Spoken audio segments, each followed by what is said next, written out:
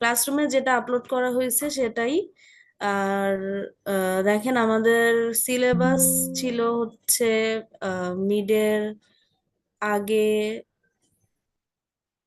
Introduction, মানে introductory যে স্লাইডটা দেখাইছিলাম সেটা তো বলছিলামই যে আসলে সিলেবাসের মধ্যে ইনক্লুডেড না, ওটা জাস্ট একটু বেসিক আইডিয়া দেওয়ার জন্য। আমাদের মেইনলি সিলেবাসটা হচ্ছে শুরু চ্যাপ্টার 5 থেকে কম্পাস সার্ভিং। তারপর আমাদের হচ্ছে ফটোগ্রামেট্রি আছে, ফটোগ্রামেট্রির আমরা দুইটা স্লাইড স্লাইড বলতে পিডিএফ পড়ছি, ক্লাসরুমে আপলোডও করা আছে। আর হচ্ছে আমাদের ট্রাভার সার্ভিং চ্যাপ্টার 7 আর চ্যাপ্টার 8, মোটামুটি এগুলোই হচ্ছে আমাদের মিডের সিলেবাস। আর মিডের মার্ক ডিস্ট্রিবিউশন হচ্ছে এরকম, মানে কনভার্ট হবে 20-এ, কিন্তু মিডের পরীক্ষাটা হয় হচ্ছে 40-এ। তো যদি 40 নাম্বারের পরীক্ষা হয় সেটা পরে 20-এ কনভার্ট হবে আর কি। CO1, CO2, CO3 দুইটা থেকে, মানে তিনটা সিও টাইপের কোশ্চেন, টাইপ থেকেই কোশ্চেন থাকবে। CO1 থেকে হচ্ছে 20-এর মধ্যে 4, তাহলে 40-এ 8, যেটা শুরুর ক্লাসে বলছিলাম। ম্যাথ থাকবে 20-এ যদি 14 হয় তাহলে 40-এ 28। আর CO3 মানে যেই অ্যাপ্লিকেশন বেস থিওরি যেগুলো, ওগুলা হচ্ছে 20-এ 2, তাহলে 40-এ 4। মার্ক ডিস্ট্রিবিউশনটা এরকমই কনস্ট্যান্ট রাখি আমি। তো এগুলো হচ্ছে মোটামুটি আমাদের মার্ক ডিস্ট্রিবিউশনের টাইম তো 1 ঘন্টা। ইয়েই দেখা যায় মোটামুটি 5-6টার মতো প্রশ্ন দিই। আর আপনাদেরকে তো শুরু থেকে বলতেছিলাম যে আসলে কোশ্চেন কয়টা থাকবে সেটা ইম্পর্টেন্ট না, এমন ভাবে থাকবে যেন আপনি যদি ঠিকঠাক ভাবে কোশ্চেন বুঝে প্রপারলি অ্যান্সার করতে পারেন তাহলে খুব বেশি টাইম লাগবে না, খুব ইজিলি হচ্ছে কোশ্চেন মানে অ্যান্সার করা শেষ করতে পারবেন 1 ঘন্টার মধ্যে। আর আননেসেসারি বা এক্সট্রা স্টেপ করলে ওটার জন্য টাইম ওয়েস্ট হবে। তো কোর্স আউটলাইনের ব্যাপারে তো মনে হয় আপনাদের কোনো কিছু নাই। এখন হচ্ছে কম্পাস সার্ভিং দিয়ে শুরু করি আমাদের চ্যাপ্টার 5-এর, যেটা ছিল চ্যাপ্টার 5টা আসলে মোটামুটি বইটাই ফলো করছি আমি। খুব বেশি হচ্ছে হ্যান্ড আউটটা ওইভাবে ফলো করা হয় নাই। হ্যাঁ, তো শুরুর দিকে আমি কিছু ডেফিনেশন বলছিলাম, দেখেন যখন ক্লাসে পড়াইছি তখন তো অনেক ডেফিনেশনই বলছি যেটা ম্যাথের জন্য লাগছে। যেমন শুরুর দিকে আমরা বিয়ারিং এর কিছু ডেফিনেশন পড়ছি, তারপর হচ্ছে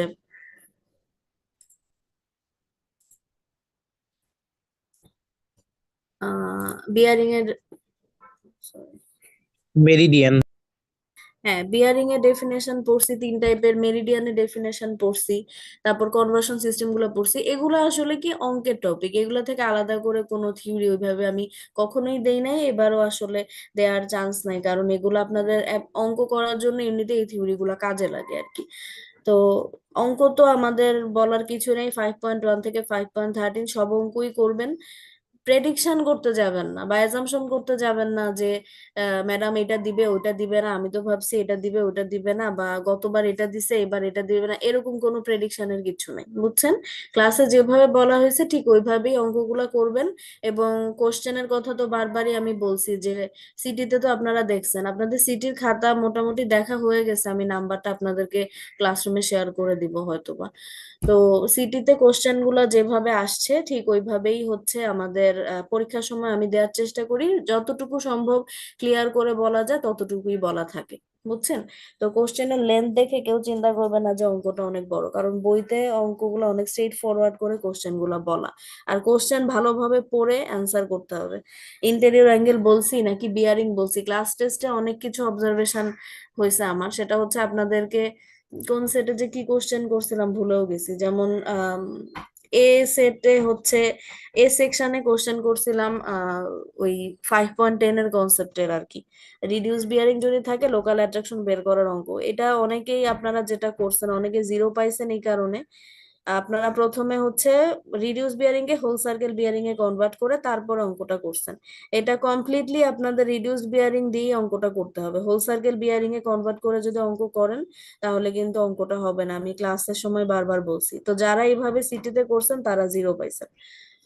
আর অনেকে এইভাবে করেও ভুল করছেন স্টেপ গুলা। হ্যাঁ, আর আচ্ছা ম্যাম, আরেকটা সিটির সলভটা দিয়ে দিন। বুঝি নেই। ম্যাম, সিটি কোশ্চেনের সলভটা দিয়ে দিন। হ্যাঁ হ্যাঁ, সলভটা দিব। তো এটা একটা গেল, কারণ কোশ্চেন সরি মার্ক আপলোড করার পর অনেকেরই কনফিউশন থাকে, ম্যাডাম এখানে কেন জিরো পাইলাম, কেন নাম্বার কম পাইলাম। তো মোটামুটি মেজর যে জিনিসটা, এই জিনিসটা আমি অনেকের ক্ষেত্রেই দেখছি, অনেকে হোল সার্কেলে কনভার্ট করে তারপর অঙ্ক করছেন। তারপরে অনেকে আবার প্লাস মাইনাস করতে যে ভুল করছেন। রিডিউস বিয়ারিং এ কিন্তু যখন মানে লোকাল অ্যাট্রাকশনের অঙ্কগুলো রিডিউস বিয়ারিং সিস্টেমে থাকে, তখন কিন্তু একটা বিয়ারিং এ প্লাস হয়, অন্য বিয়ারিং এ মাইনাস হয়। তো প্লাস মাইনাস ওইভাবে করে আপনি যদি ঠিকঠাক ভাবে করতে পারেন টেবিল করে, তাহলে তো সমস্যা নেই। আর অনেকেই প্লাস মাইনাসের বিষয়টা করতে যে ভুল করছেন। তো আমি বলছিলাম ক্লাসে যে ইস্ট ওয়েস্ট ধরে যদি আপনারা করেন, তাহলে অঙ্কটা আসলে অ্যাকিউরেটলি শেষ করা সম্ভব। হুম। আর সে সেকশন বি তে কি কোশ্চেন করছিলাম? সেকশন বি তে মনে হয় whole circle bearing, whole circle bearing এ লোকাল অ্যাট্রাকশন বের করার সেকশন অঙ্কটা বি তে দিছিলাম। আর এক্সাম্পল হচ্ছে 5.9 থেকে কোশ্চেন করছিলেন। হ্যাঁ, ওই টাইপের আর কি, মানে হোল সার্কেল বিয়ারিং এ ছিল, রিডিউস বিয়ারিং এ সরি হোল সার্কেল বিয়ারিং থেকে লোকাল অ্যাট্রাকশনে কনভার্ট করতে হতো ওরকম। আর হচ্ছে মনে হয় বিয়ারিং গুলাকে আপনাদের রিডিউস বিয়ারিং এ কনভার্ট করার কথা বলছিলাম। এই রিডিউস বিয়ারিং এ কনভার্ট করতে যে অনেকে ভুল করছেন। হ্যাঁ, দেখেন অ্যাঙ্গেল কনভার্সনের অঙ্কগুলো কিন্তু একেবারে বেসিক লেভেলের অঙ্ক। অনেক অনেক না, হাতে গোনা কয়েকজনেরই আমার মনে হয়েছে যে এগুলার বেসিক একটু প্রবলেম আছে, কনভার্সনের বিষয়গুলো ভালোভাবে বুঝতেছে না। অনেকে ইন্টেরিয়র অ্যাঙ্গেল বের করছেন, এখানে আপনাদের ইন্টেরিয়র অ্যাঙ্গেল বের করার কথা বলাই হয় নাই। এরকম এক্সট্রা স্টেপ পরীক্ষাতে করতে যাবেন না। যত সহজ কোশ্চেনই আমি করি না কেন, যদি এক্সট্রা স্টেপ করেন, টাইম ওয়েস্ট করেন, তাহলে কিন্তু আলটিমেটলি আপনি ওই নিজেই হ্যাম্পার্ড হবেন, আমি যতই সহজ কোশ্চেন করি। এজন্য কোশ্চেনটা ভালোভাবে বুঝে তারপর অ্যান্সার করতে হবে। আর সেকশন সি তে ছিল কি, ইন্টেরিয়র অ্যাঙ্গেল বের করতে বলছিলাম, এবং যদি কোনো ব্যাক বিয়ারিং দেওয়া ছিল। হ্যাঁ ব্যাক বিয়ারিং দেয়া ছিল। ও তারপর ওখান থেকে ইন্টেরিয়র অ্যাঙ্গেল বের করতে বলছি, সেগুলোকে কারেক্ট করতে বলছি। আর বলছি হচ্ছে সবগুলো বিয়ারিং কে আহ হোল সার্কেল রিডিউস বিয়ারিং এ কনভার্ট করতে, মনে হয় তাই না, এরকমই ছিল। তো রিডিউস বিয়ারিং এর কনভার্সন ওটা তো আগেই বললাম, মানে সিস্টেম তো একই। এই ইন্টেরিয়র অ্যাঙ্গেল বের করার ক্ষেত্রে কোশ্চেনটা ছিল হচ্ছে ইন্টেরিয়র অ্যাঙ্গেল গুলো বের করে যদি কোনো অবজারভেশনাল এরর থাকে সেটাকে কারেক্ট করতে বলছিলাম, তাই না? কোশ্চেনটা এরকম ছিল মনে হয় নাকি? ডিক্লাইনেশন দেওয়া ছিল, ট্রু বিয়ারিং বের করতে বলছিলেন 2 নম্বর। আচ্ছা, ডিক্লাইনেশন দেওয়া ছিল, ট্রু বিয়ারিং বের করতে বলছি। আর এক নম্বরে কি ছিল? 1 নম্বরে ছিল ওই যে কারেক্ট করতে, হ্যাঁ, interior angle correction. Interior angle গুলো কারেক্ট করতে বলছিলাম। তো ওইখানে হচ্ছে যদি 360 চলে আসে, দেখেন বলছে যে কোনো টাইপের অবজারভেশনাল এরর। এখন যদি ধরেন বিয়ারিং যোগ করে আপনি দেখেন 360 আসছে, তার মানে কোনো অবজারভেশনাল এরর নাই। তখন আপনি কমেন্ট করে দিবেন যে এখানে কোনো অবজারভেশনাল এরর নাই, তার মানে ফার্দার কোনো মডিফিকেশনের দরকার নাই ইন্টেরিয়র অ্যাঙ্গেলে।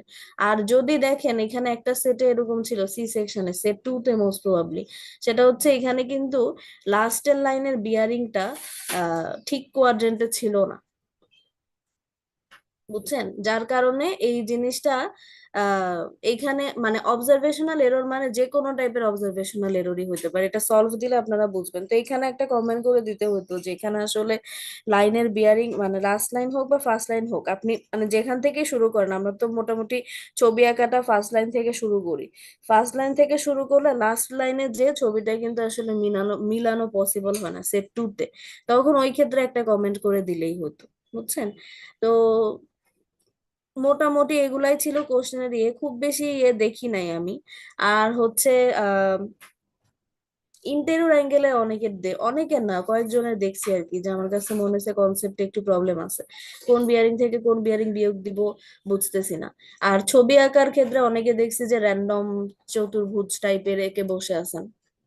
ছবি যদি আঁকতেই হয়, র্যান্ডম ছবি আঁকলে কিন্তু হবে না, কোয়াড্রেন্ট ধরে ছবি আঁকতে হবে, বুঝছেন? কোয়াড্রেন্ট ধরে ছবি না আঁকলে আপনার বিয়ারিং গুলো ভুল হবে, আর বাকি সবই ভুল হবে। কোন বিয়ারিং থেকে কোন বিয়ারিং বিয়োগ দিতেছেন এভরিথিং ভুল হবে আর কি। আর আবারও বলতেছি, 3 সেকশনের জন্য কোশ্চেন ভালোভাবে পড়ে ক্লাসে যেভাবে বলছে ওইভাবে অ্যান্সার করবেন, কারণ মিডে আসলে পরীক্ষার সময় আসলে দেখা যায় এত কথা বলার সুযোগ থাকে না। আর আরেকটা জিনিস, আপনারা পেন্সিল দিয়ে কেউ অ্যান্সার করবেন না, সবাই কলম দিয়ে অ্যান্সার করবেন। যদি কেউ ছবি আঁকতে চান, ছবি আঁকাটা পেন্সিল দিয়ে করতে পারেন, সমস্যা নেই। আর ছবি আঁকার কথা আবারও বলি, ম্যান্ডেটরি না, কিন্তু আঁকলে যেহেতু আপনারা এখনো শিখতেছেন, এখন এখন ওইভাবে অঙ্কগুলো আসলে অল্প কয়েকজনই অ্যাডপ্ট করতে পারেন নাই আমার মনে হয়েছে। তো একটু ভালোভাবে প্র্যাকটিস করতে হবে, এবং প্রথম দিকে আমার মনে হয় ছবি আঁকা বেস্ট, বিশেষ করে যখন ইন্টেরিয়র অ্যাঙ্গেল আসতেছে বা যখন হচ্ছে বিয়ারিং এর বিষয়গুলো আসতেছে আর কি, তখন আপনাদের ছবি এঁকে করলে অঙ্কগুলো ভুল হওয়ার চান্স কম। হুম।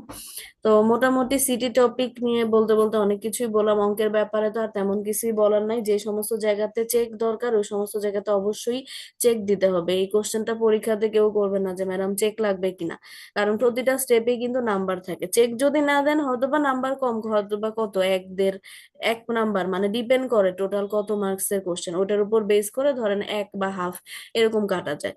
কিন্তু আপনি যদি ফুল মার্কস পাইতে চান, আপনার অবশ্যই প্রসেস পুরোটা ফিল আপ করতে হবে, মানে পুরোটা কমপ্লিট করতে হবে আর কি। তো যেই জায়গাতে চেক দরকার হয় চেক দিবেন। কোশ্চেন করার সময় আসলে তো খুঁটিনাটি ডিটেল মনে রাখার চেষ্টা করি, তারপরও কিছু কিছু জিনিসপত্র বাদ পড়ে যায়, এই কারণে প্রতিবারই কোশ্চেন গুলো আসলে ইম্প্রোভাইজ করি। তো যতটুকু ডিটেইল আমার কোশ্চেন করার সময় মনে থাকবে ততটুকু ক্লিয়ার করার তো চেষ্টা করবই। তারপরও যদি কোনো কনফিউশন অ্যারাইজ হয় বা কিছু হয়, সেটা তো হচ্ছে আপনাদের পরীক্ষা দেওয়ার সময় কনফিউশন হলে তখন বুঝবো আর কি। তো এটা একটা কোয়েশ্চেন ছিল হ্যাঁ বলেন। যে আপনি যে বললেন একটা সেটে লাস্টের অ্যাঙ্গেলটা মিলে না, তো হুম। লাস্টের অ্যাঙ্গেল না মিললে আমি ইন্টেরিয়র অ্যাঙ্গেল বের করব কিভাবে, মানে ছবি যদি করবেন না, পুরো না হয়? এটাই বললাম যে সেট টু যারা, তারা যদি ইন্টেরিয়র মানে লাস্টের সেটের ধরেন অ্যাঙ্গেলটা, সরি লাস্টের লাইনটা দিয়েই তো আমরা মেনলি ক্লোজ মানে ক্লোজ ট্রাভার্সটা কমপ্লিট করতেছি। তো লাস্টের লাইনটা যদি আমার ঠিকঠাক কোয়াড্রেন্টে আমি নাই বের করতে পারি, ভুল কোয়াড্রেন্টে বের করি, তখন তো আমার পুরা ট্রাভার্সটাই হচ্ছে কমপ্লিট হলো না, ক্লোজ হলো না, তখন ওইটাই কমেন্ট করে দিতে হবে আর কি, বুঝছেন? এবং তখন চাইলে অন্যান্য গুলার ইন্টেরিয়র অ্যাঙ্গেল তো বের করাই যাবে। কয়টা যদি পাঁচটা বাহু হয়, তাহলে পাঁচটা না, আপনাদের চারটা ছিল তো দুইটা ইন্টেরিয়র অ্যাঙ্গেল কিন্তু বের করাই যাইত, বুঝছেন? বাকি হচ্ছে যেই দুইটা পয়েন্ট আমি কানেক্ট করতে পারতেছি না, ওই দুইটা পয়েন্টের ইন্টেরিয়র অ্যাঙ্গেল বের করতে পারতাম না আর কি। তো যাই হোক, ওটা সলভ দিলেই বুঝবেন। ওইটা আমি হচ্ছে মোটামুটি ওইখানে একটু রাফলি আহ এভারেজ বলতে একটু মোটামুটি কনসেপ্ট বুঝলেই নাম্বার দিয়ে দিব আর কি, বুঝছেন? ওই জিনিসটা সেট টু তে, সেট ওয়ানে কোনো সমস্যা নেই, যার দুইটাতেই তো ব্যাক বিয়ারিং এর বিষয়টা ছিল সি সেকশনের ক্ষেত্রে। তো এখন আসি আমাদের টপিক রিভিউতে। দেখেন চ্যাপ্টার 5-এ আমাদের এক্সাম্পল 5.1 থেকে 13 অঙ্ক। এখন থিওরিতে আসি। থিওরিতে মেনলি হচ্ছে আমাদের কোশ্চেন গুলা দেখা যায় টপিক ওয়াইজ। যদি আমি বলি টু বিয়ারিং এর, সরি টু বিয়ারিং বলতেছি, ম্যাগনেটিক ডিক্লিনেশনের পার্ট থেকে কোশ্চেন দেই, যে এই যে ডেফিনেশন গুলো আমরা পড়ছি বা ছবিটা পড়ছি বা ডিক্লিনেশন কেন হয়, চারটা ভ্যারিয়েশনের কারণ, মোটামুটি টপিক গুলা এখান থেকেই ঘোরাফেরা করে আর কি, বুঝছেন? এখন বিভিন্ন ভাবে আসতে পারে, আপনি যদি ফুল টপিকটা ঠিকঠাক ভাবে পড়েন তাহলে যে কোনো কোশ্চেনের অ্যান্সারই আপনি করতে পারবেন। হুম। এটা হচ্ছে আমাদের ম্যাগনেটিক ডিক্লাইনেশনের টপিক কম্পাস থেকে। এরপর হচ্ছে লোকাল অ্যাট্রাকশন। তো লোকাল অ্যাট্রাকশনের তো ডেফিনেশন আর লোকাল অ্যাট্রাকশন ডিটেকশনের উপায়, এই দুইটা ছাড়া আর তেমন কোনো থিওরি আমরা লোকাল অ্যাট্রাকশনের টপিক থেকে পড়ি নাই। আর অঙ্ক যেগুলো করছি সেগুলো হচ্ছে লোকাল অ্যাট্রাকশন এলিমিনেশনের মেথড গুলো আর কি, যে first method, second method, special case, ওগুলো আসলে পরীক্ষাতে দেওয়ার মতো ইয়ে না, যে এগুলো আসলে অঙ্কতেই আমরা স্টেপ বাই স্টেপ ফলো করি। তারপরও অঙ্ক বোঝার জন্য যে আমরা 5.9, 10 বা 5.13, 9 থেকে 13 অঙ্কগুলো কোন মেথডে করতেছি ওটা বোঝার জন্য এই এলিমিনেশন অফ লোকাল অ্যাট্রাকশনের তিনটা মেথড দেখতে পারেন, কিন্তু থিওরি হিসেবে আসলে আসার মতো টপিক না। লোকাল অ্যাট্রাকশনের টপিক থেকে জাস্ট লোকাল অ্যাট্রাকশন কেন হয়, কি কি টাইপের স্ট্রাকচারের কারণে হয়, কিভাবে ডিটেক্ট করতে পারি, বা হচ্ছে মোটামুটি কনসেপ্ট আর কি বুঝে রাখা থিওরির জন্য। কারণ আপনারা মেইনলি স্ট্রাগল ফেস করবেন হচ্ছে থিওরিতে, C1-এ, যে কোন থিওরি বাদ রেখে কোন থিওরি পড়বো, অনেক থিওরি মনে হবে। থিওরি কিন্তু একেবারেই মিনিমালিস্টিক করে দিছি আমি, কারণ এতটুকু থিওরি না পড়লে আসলে সার্ভেইং এর আপনি মেইন কনসেপ্টটা পড়তেই পারবেন না। কারণ আপনারা দেখা যায় কি, আরো পরের দিকে টপিক গুলো যখন আমরা পড়বো, না দেখা যায় আপনাদের যখন 106-এ তো ভাইবা হয়, মানে প্র্যাকটিক্যাল সার্ভেইং, তখন আপনারা প্রসেসটা মনে রাখতে পারেন, কিন্তু প্রসেসের নাম যে কি, এটা যে কি টপিক থেকে আমরা করতেছি বা আসলে ফিল্ড ওয়ার্কটার নাম কি, এটাই আপনারা বলতে পারেন না। এটার একটা মাত্র কারণ হচ্ছে থিওরি না পড়ার কারণে। হুম। তো থিওরি গুলা দেখবেন, আর অঙ্কের সাথে রিলেটেড থিওরি কারো যদি কোনো থিওরিতে মনে হয় সমস্যা আছে, ওটা তো নিজ দায়িত্বে পড়ে নেবেন। কিন্তু যা যা থিওরি আমি বললাম সেগুলো হচ্ছে আপনাদের ডিরেক্ট থিওরি হিসেবে আসার মতো টপিক আর কি। তো মোটামুটি এগুলা 5.9 থেকে 13 পর্যন্ত। তারপর হচ্ছে আমাদের চ্যাভার সার্ভিং। চ্যাভার সার্ভিং এর থিওরিটা হচ্ছে চ্যাপ্টার 7 এর থিওরি গুলো আমি আসলে চ্যাপ্টার 7 থেকে পড়াই নাই, পড়াইছি হচ্ছে হ্যান্ডআউটটা থেকে। আপনারাও হ্যান্ডআউটটা থেকে পড়লে আমার কাছে মনে হয় বেটার মনে রাখতে পারবেন আর কি। নাইলে দেখা যায় বইতে একটু অনেক থিওরি আছে আর গুছানো না থিওরি গুলো। তো আমরা হচ্ছে হ্যান্ডআউট থেকে পড়ছিলাম ট্রাভার্স সার্ভেইং এর ডেফিনেশন। তারপর পড়ছিলাম হচ্ছে টাইপস অফ ট্রাভার্স সার্ভিং কয় টাইপের। তারপর হচ্ছে সুইটেবিলিটি ট্রাভার্স সার্ভিং, মানে কোন টাইপের ট্রাভার্স আমরা কখন বা কোন টাইপের স্ট্রাকচারের ক্ষেত্রে ইউজ করি সেটা। তারপর হচ্ছে আমাদের চেইন সার্ভিং আর ট্রাভার্স সার্ভিং এর মধ্যে পার্থক্য।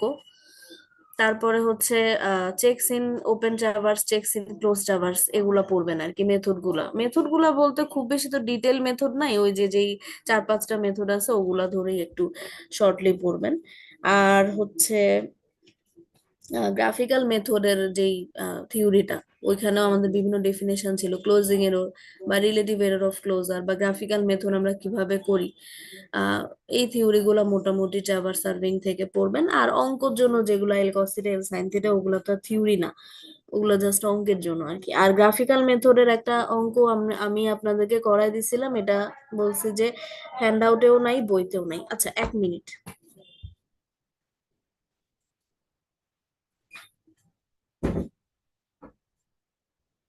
গ্রাফিক্যাল মেথডের থিওরিটা, ম্যাথ যেটা আমি করেছি সেটা বইতেও পাবেন না, হ্যান্ডআউটেও পাবেন না, ওটা লেকচার দেখেই ফলো করতে হবে আপনাদের। তো স্টেপ বাই স্টেপ করবেন। এবং ওইখানে ক্লাসেও বলছিলাম যে কনফিউশনটা হয় হচ্ছে ওই কোশ্চেনটা আসলে কোথায় যে শেষ করব। কারণ কোশ্চেনটা ধরেন যদি করি যে গ্রাফিক্যাল মেথডে হচ্ছে ক্লোজিং এরর এলিমিনেট করতে এবং মডিফাইড ছবি আঁকতে। মডিফাইড ছবিটা হচ্ছে ওই যে যে ট্রাভার্সের যেই পয়েন্ট গুলো যে সরে গেছে, সরে যাওয়ার পর একটা মডিফাইড ট্রাভার্স আমরা আঁকছি, সেই ছবিটা হচ্ছে মেইন ছবি। এখানে আপনারা অনেক সময় সিমিলার ট্রায়াঙ্গেলটাকে মনে করেন আমাদের ইয়ে সিমিলার ট্রায়াঙ্গেলটাকে মনে করেন হচ্ছে ছবি, আসলে সিমিলার ট্রায়াঙ্গেলটা মেইন ছবি না। মেইন ছবি হচ্ছে আমাদের মডিফাইড ট্রাভার্সটা। আর জাভার সার্ভিং এর অঙ্ক তো দুইটাই করছিলাম, 8.1 আর 8.2। আবারও বলতেছি, 8.1 আর 8.2 অ্যানালিটিক্যাল সলিউশন কেউ করবেন না। অ্যানালিটিক্যাল সলিউশন করলে কিন্তু ফুল জিরো।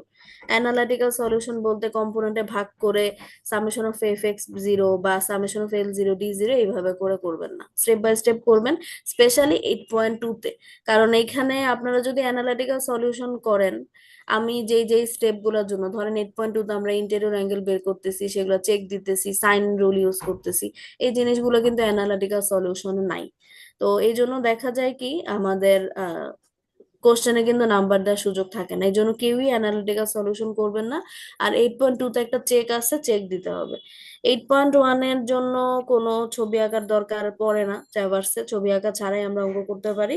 কিন্তু 8.2 তে আমাদের হচ্ছে আহ ছবি আঁকলে ওই আহ, যে চেকটা বা ত্রিভুজ বা চতুর্ভুজে ভাগ হইতেছে, যে পেন্টাগনটা বা যেই ইয়েটাই থাকুক, এরিয়াটা থাকুক, ওই জিনিসটা বুঝতে ইজি হয় আর কি। তো এই জন্য হচ্ছে 8.2 তে ছবি ছাড়া যদি কেউ করতে পারেন ভালো, বা ছবি এঁকে করলে জিনিসটা আরো বুঝতে সুবিধা হবে আর কি। অ্যানালিটিক্যাল সলিউশনটা কি? অ্যানালিটিক্যাল সলিউশন বলতে আপনারা একটু বইটাতে দেখেন, চ্যাপ্টার 8-এ, ওই যে আপনারা যে ইয়েতে করছেন কি বলে, ইঞ্জিনিয়ারিং মেকানিক্সে করছেন না, যে ধরেন অনেকগুলো ফোর্স থাকলো কম্পোনেন্ট বের করে করতেছেন, সবগুলা ফোর্সের এফ কস, সবগুলা ফোর্সের এফ সাইন করে summation of F X zero, summation of F Y zero. তো এইখানেও হচ্ছে এই জিনিসটা ধরেন summation of L zero, summation of D zero, এইভাবে করে অনেক সময় করেন আপনারা। তো এই জিনিসটা করবেন না আর কি। মানে মোট কথা 8.1 আর 8.2 আমি যেভাবে আপনাদেরকে ক্লাসে করাইছি বা বইতে করা আছে, ঠিক ওই মেথডটাই ফলো করবেন, আর অন্য কোনো মেথডে এই দুটা অঙ্ক করতে যাবেন না, বুঝছেন? তো ট্রাভার্স থেকে 3টা অঙ্ক eight point ma'am one ma'am graphical মেথডে তো একটা ম্যাথই করাইছেন, তো ওই ওই একটা ম্যাথই কি মানে এই যে প্রবলেম ধরেন 5.b ওইটা কি এভাবেই করা হবে? বুঝি নাই, গ্রাফিক্যাল মেথডের কথা কি বলছেন? ম্যাম ওই গ্রাফিক্যাল মেথডে তো ক্লাস একটা নিছিলেন, ওখানে তো মানে একটাই মানে ম্যাথ করাইছিলেন। তো ওই নিয়মে কি এই যে এখানে প্রবলেম এই যে 5 এর বি মানে 7th চ্যাপ্টার, ওইটা কি মানে এভাবেই করা হবে? 5 এর বি? এই যে মানে যে স্ক্রিন শেয়ার করছেন ওখানেই তো 5 এর বি প্লট, যে প্লট দা ফলোইং কম্পাস বে অ্যাডজাস্ট, এটা। ও না না না, এইটা ওরকম মানে plot the adjust it for, আসলে কি অঙ্কগুলা ধরেন, হ্যাঁ যদি আমি আপনাদেরকে যদি ছবিটা এঁকে দিই তাহলে তো ছবি এঁকে দিলাম, বুঝছেন। আর যদি ছবি না আঁকা থাকে, ধরেন আপনাদেরকে এরকম লেন্থ বলা তারপরে এই বিয়ারিং গুলা বলা, তো আপনারা তখন ছবিটা এঁকে দেখবেন যেটা আসলে আমাদের ক্লোজিং এরর আছে কিনা, তখন ওইভাবে করে ছবিটা আঁকতে পারবেন আর কি, বুঝছেন। ক্লোজিং এরর কোশ্চেনটা যেটা আমি হচ্ছে ধরেন যদি ছবি একবারে ডিরেক্টলি এঁকে দিই তাহলে তো দিলামই, ওইখানে আপনাদের কিছুই করার নাই, জাস্ট আপনারা ওই সিমিলার ট্রায়াঙ্গেলটা এঁকে ওইভাবে হচ্ছে মডিফিকেশন করবেন। আর যদি ছবি না দিয়ে এরকম 5B এর মতো যেটা বললো, যে 5B এর মতো যদি কোশ্চেনে থাকে, হুম, তখন আপনার ওই যে আমরা যেরকম কম্পাসের ছবিগুলো আঁকছি ওরকম ছবিগুলো আঁকবেন এঁকে। তো এখানে জাস্ট এক্সট্রা একটা স্টেপ, সেটা হচ্ছে আপনাদের ছবিটা আঁকতে হবে আর কিছু না, বুঝছেন। তারপর বাকি প্রসেস আমি যেভাবে করছি ওরকমই হবে। তাহলে ম্যাম গ্রাফিক্যাল নিয়মে সেভেন হ্যাঁ চ্যাপ্টারের যে কলা ম্যাথ আছে সবগুলা মানে করা যাবে? হ্যাঁ হ্যাঁ হ্যাঁ, ক্লোজিং এরও রিলেটেড যা যা আছে, ধরেন আপনাকে যদি বলে যে এই যে এখানে যেমন বলছে adjust it for closing error, closing error adjust করা মানেই হচ্ছে আপনার ওই যে গ্রাফিক্যাল মেথডটা ইউজ করতে হবে, বুঝছেন। আর ওইখানে তো মেথডের নাম উল্লেখ করাই থাকবে, কারণ আমরা একটাই মেথড শিখছি, সেটা হচ্ছে আমাদের গ্রাফিক্যাল মেথড, আর ম্যাম এই বুঝছেন। যে ওমিটেড মেজারমেন্ট মানে এখানে 8.1 আর 8.2 করাইছিলেন কালকে, হুম তো হুম হুম। ওগুলাই ওই দুই নিয়মই, আর এর বাইরে আর কোনো কিছু মানে কোনো এর ম্যাথ বাইরে নাই? আপাতত মিডের আগে আমি পড়াই নাই, তো ওই দুই নিয়মের মধ্যেই দেখবেন আর কি, বুঝছেন। মিডের পরে আমার ইচ্ছা আছে আর একটা অঙ্ক করানোর মেথডের, সেটা মিডের পরে, কিন্তু মিড পর্যন্ত আপনাদের এই চ্যাপ্টার 8 থেকে বা ট্রাভার্স সার্ভেইং থেকে হচ্ছে 8.1 8.2 আর গ্রাফিক্যাল মেথডের যে কনসেপ্টটা ওই অঙ্কগুলো ভালোভাবে করবেন, বুঝছেন। আচ্ছা, গ্রাফিক্যাল মেথডের পরে এখন আমরা ফটোগ্রামেট্রিতে আসি। ফটোগ্রামেট্রির 2টা পিডিএফ ছিল, আচ্ছা কেউ কি আনমিউট করা, মিউট করে ফেলেন। পয়েন্ট দেখেন, টু এর চেকটা কি ছিল? বুঝি নেই। 8.2 তে যে চেকের কথা বললেন, একটা চেক আছে। 8.2 তে চেকের বিষয়টা হচ্ছে ওই যে আমরা যে তিনটা ইন্টেরিয়র অ্যাঙ্গেল বের করে সেইটাকে যোগ দিই, এই যে দেখেন আলফা বিটা গামা, এটা হচ্ছে 8.2 চেক, এই চেকটা দিতে হবে। এই চেকে অনেকে যেটা ভুল করেন সেটা হচ্ছে এখানে কনসেপ্টটা হচ্ছে তিনটা অ্যাঙ্গেল বের করে যোগ দিলে যদি 180 ডিগ্রি আসে, তার মানে আপনার যেই লাইনটা আপনি বের করতেছেন বা যেটা বিয়ারিং বের করছেন এখানে ডিএ লাইন, সেটা ঠিক আছে। এখন অনেকে কি করেন, তিনটা অ্যাঙ্গেলের জায়গায় দুইটা অ্যাঙ্গেল বের করে 180 থেকে বিয়োগ দিয়ে ওটাকে বলেন চেক, ওটা কিন্তু চেক না। এখানে আমরা চেক দিতেছি ত্রিভুজের তিনটা অ্যাঙ্গেলের সমষ্টি 180 কিনা, তো এটার কথাই বলছি যে এই চেকটা দিতে হবে। আর দশমিকের পরে 2 ঘর রাখবেন, বুঝছেন।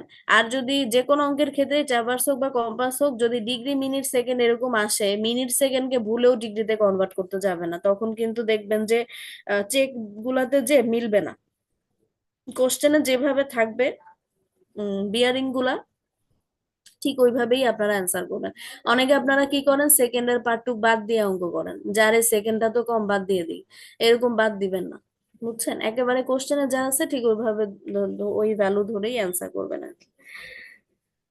আর ইউনিট দিবেন, ল্যাটিটিউড ডিপারচারে আপনারা ইউনিট দেন না, ইউনিটের জন্য কিন্তু নাম্বার কাটা যায়, দেখা যায় যে বইতে ইউনিট নাই আপনারা ইউনিট দেন না, বইতে তো আসলে অনেক স্ট্রেট ফরওয়ার্ড করে করে। ল্যাটিটিউড এই যে এখানে আসলে ইউনিটটা কিসে হওয়া উচিত, মিটারে, ডিপারচার হচ্ছে কিসে, মিটারে, এটাও হচ্ছে মিটার, এটাও হচ্ছে মিটার, ইউনিট গুলো দিবেন, বুঝছেন, যে কোনো ল্যাটিটিউড ডিপারচারে। প্রতিটাতেই কি দিব?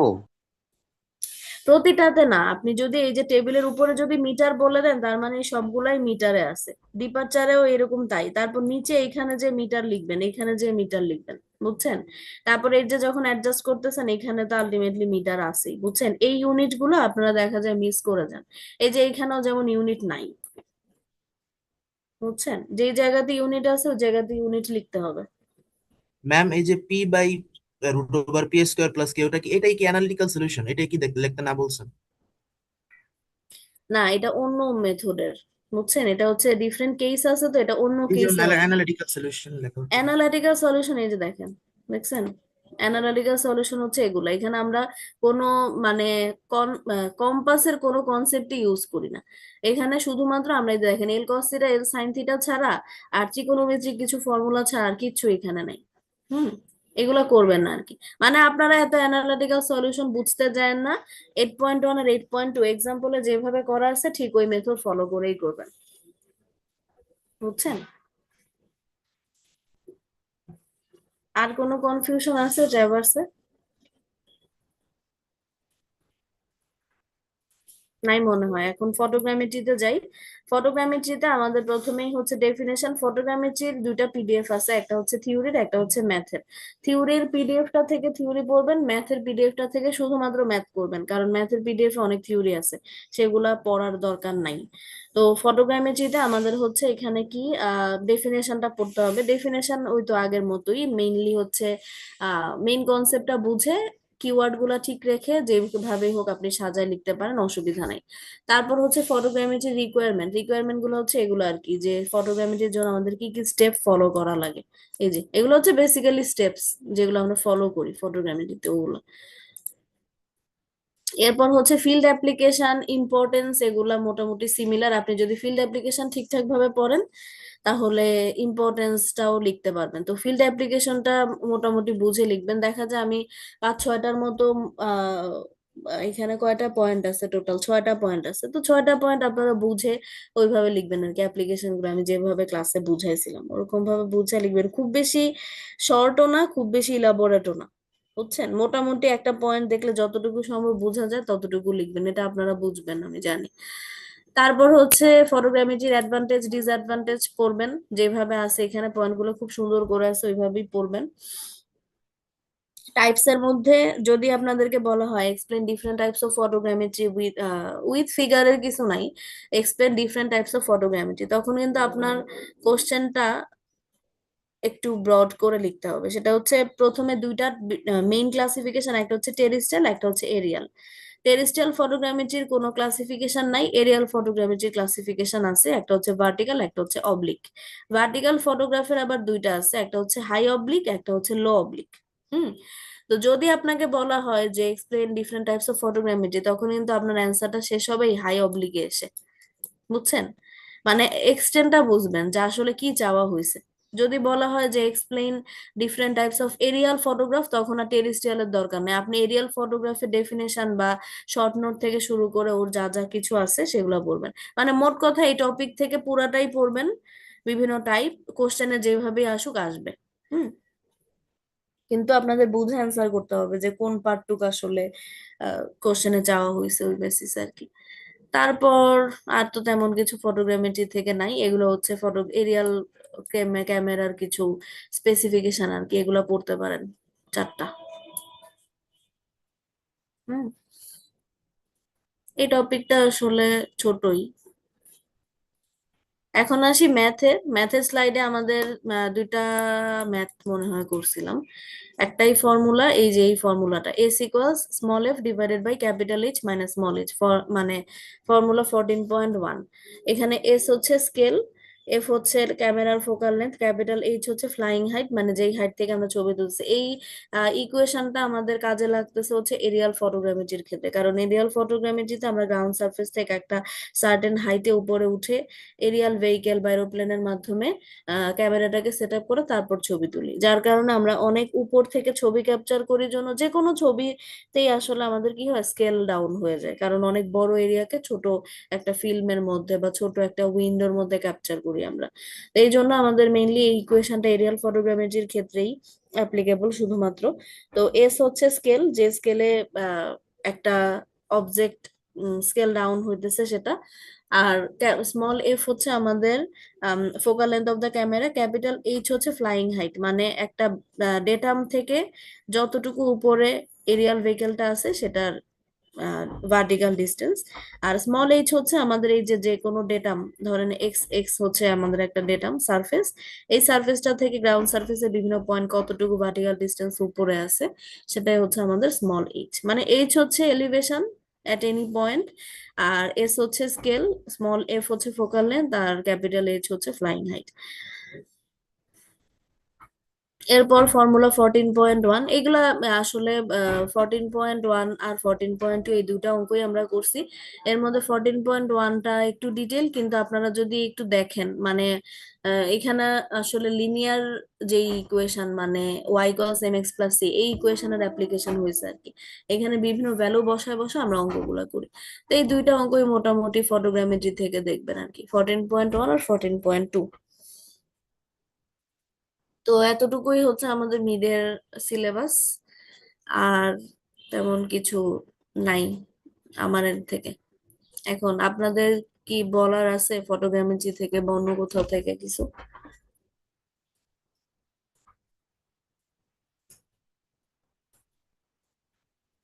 ম্যাম থিওরি কয় মার্কের? জানি না, থিওরি কয়টা আসবে জানি না এখনো, কোশ্চেন কয়টা আসবে সেটাও জানি না, কারণ কোশ্চেনও করি নাই। আর এতটুকু আপনাদেরকে এনশিওর করতে পারি যে যা কোশ্চেন আসবে আপনি যদি ঠিকঠাক ভাবে প্রিপারেশন নেন 1 ঘন্টা মোর দেন এনাফ, বুঝছেন? আহ সব টপিক থেকেই কোশ্চেন আসবে, এতটুকু শিওর থাকেন। আর থিওরি গুলো কিন্তু আপনারা দেখেন মিডে হচ্ছে 20-এ 4, তো 20-এ 4 মানে 40-এ 8, 8 মার্কসের থিওরি আসবে। তো থিওরি গুলো লেন্থ কিন্তু খুব বেশি বড় না। হুম, দেখা যায় অনেকে পেজের পর পেজ লিখেন, ভুল হয়, তখন নাম্বার কাটা যায় আর কি। অন পয়েন্ট লিখবেন। আর কোনো কোশ্চেন?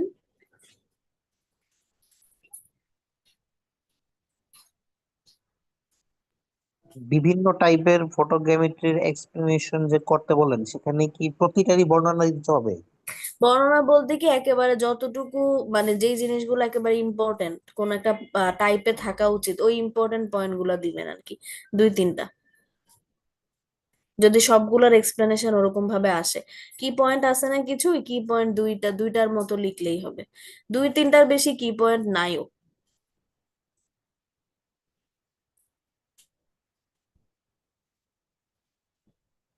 আর কোনো কিছু?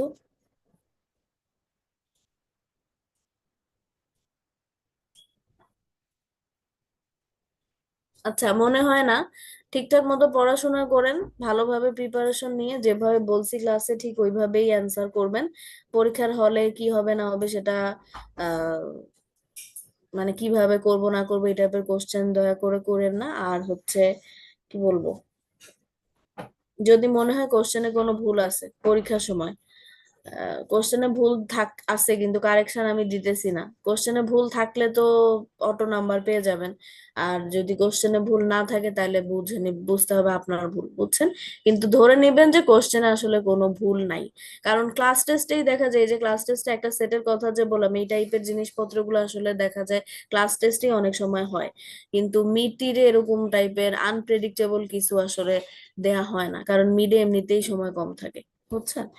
তো ঠিকঠাক ভাবে বুঝে কোশ্চেন পড়ে তারপরে অ্যান্সার করবেন আর কি। ম্যাম তারপরও যেগুলোতে যদি চেক মনে দেওয়ার হয়, কথা ওগুলো সবগুলাই চেক দিয়ে দিব? হ্যাঁ হ্যাঁ সবগুলাতেই চেক দিতে হবে। চেকের কথা আসলে মোস্টলি দেখা যায় কি আমি প্রি- আহ, ওই যে যেটা বললাম যে যদি মনে থাকে তাহলে বলবো যে মানে নেসেসারি যেগুলো দিয়ে দিতে।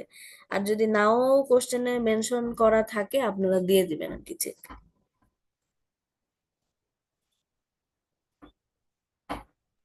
ম্যাম সিটির মার্ক গুলা? সেটা তো বললাম সিটির মার্কস আমি দিয়ে দিব, এটার জন্য আমাকে আবার মেল টেল করা শুরু করেন না। মোটামুটি রেডি হয়েছে, 1-2টা সেকশনের একটু বাকি আছে আর কি, নাম্বার তোলা খাতা দেখা, তো সবগুলা কমপ্লিট হলে আমি দিয়ে দিব। আর সলিউশনটা ক্লাসরুমে আপলোড করে দিব।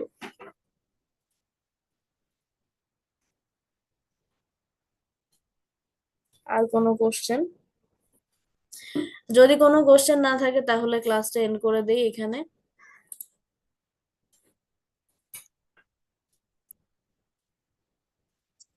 ওকে মিস। ঠিক আছে, তাহলে ঈদের আগে তো মনে হয় মানে আপনাদের সাথে একেবারে পরীক্ষার সময় দেখা হবে, তো ঈদ মোবারক সবাইকে। Thank you. ঈদ দোয়া মোবারক ম্যাম। দোয়া করবেন আমার জন্য, আর ভালো মতো পড়াশোনা করেন, অনেকদিন বন্ধ পাইছেন। পড়াশোনা কি দোয়া করেন করতেছেন ম্যাম। নাকি না? ম্যাম রমজান মাস তো ওভাবে হচ্ছে না। হুম, রোজার সময় আসলে ওইভাবে পড়াশোনা অল্প অল্প করেই রেকর্ডেড থাক। ক্লাস দেখেন দেখি আপনাদের আর স্যার ম্যাম নোট রুটিন করি পেয়ে এই। গেছেন না, কোন দিন কোন পরীক্ষা?